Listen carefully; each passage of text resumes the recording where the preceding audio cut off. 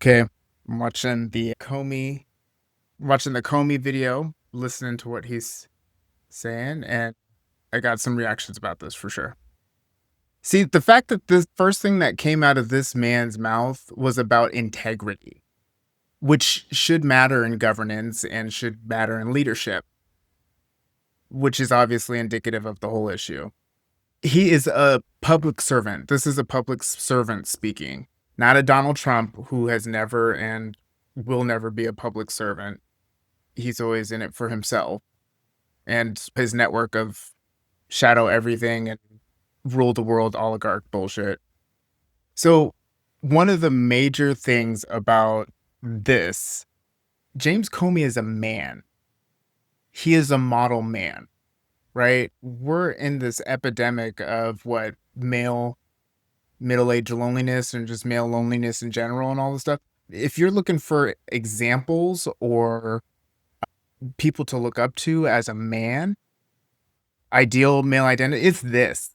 Not Donald Trump. It's this. Having integrity, professionalism, he takes care of his family, and he's inspiring other people.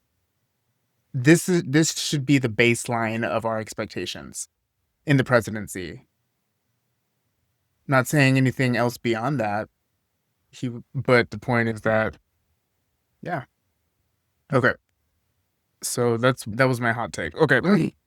Here's the reality. James Comey's words, stature, person, and example is something that we should strive to as a standard to inspire, to adhere to rally behind, to be a part of, to be in cooperation with. I know that's not necessarily the every person, but the reality is that if we're looking at models of our institutions and models of our expectations in governance and models and examples of how the people we should listen to based on their expertise, that's the model. Not, we shouldn't be having a model that even partially resembles someone like Donald Trump. And I mean that because constitutionally, institutionally, as an American, I just don't, it's not it. It's not it for me.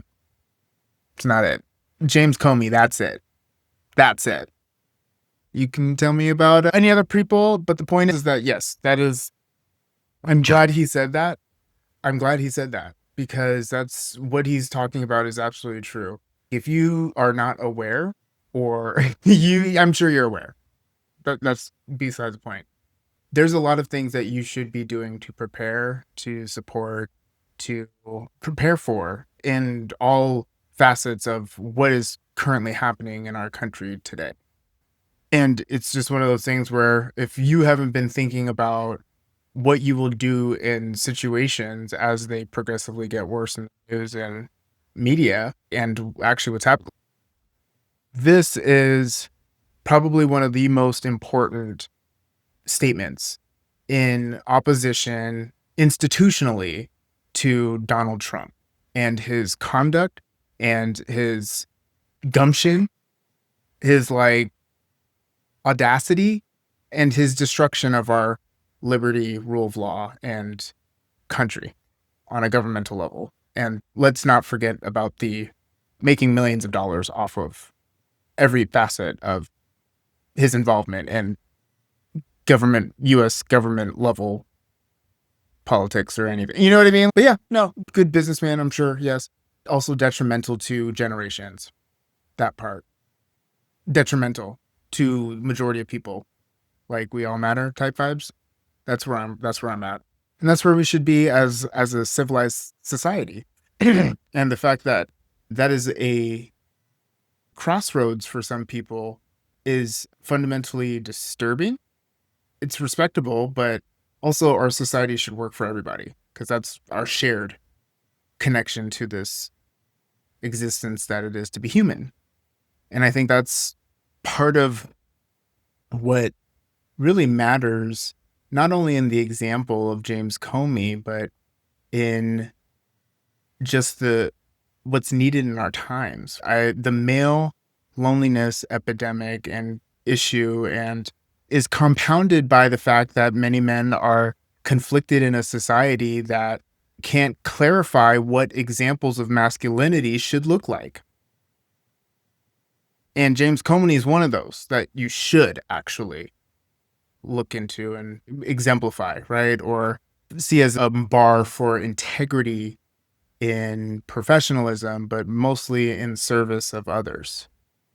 That's what James Comey example really shows in this time of that epidemic issue of male loneliness, is that we have archetypes and examples of male roles or express, like there's a lot of different facets of what it is to be alive and existent, and our social structure and how it creates expectations of, and also is absolved by a facet of human existence, which is masculinity, divine masculine, masculinity. There's a lot of iterations of that, but I think the current non-clarity of what it should be for men is part of the reason why we have that issue in our social fabric. In the social fabric, not necessarily the governmental fabric or the organizational fabric or the economic fabric per se, but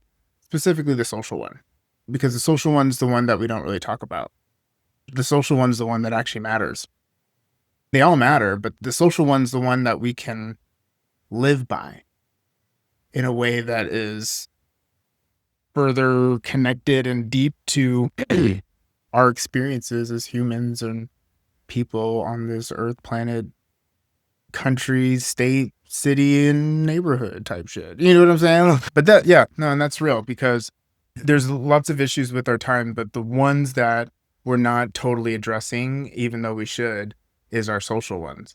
Yeah, that's what we need next. And that's what I'm hoping to bring with the real conversations at the Record in Progress podcast, which I'd love for you to, which please join, follow, participate in the conversations that I'm putting out there, because that's what, in my vision, is a part of the process that we need as humans to really evolve and create a world that works for all of us and, yeah, respects rights and respects personal liberty type shit. I don't like the spying stuff. Like, you know what I mean? Okay. Anyways,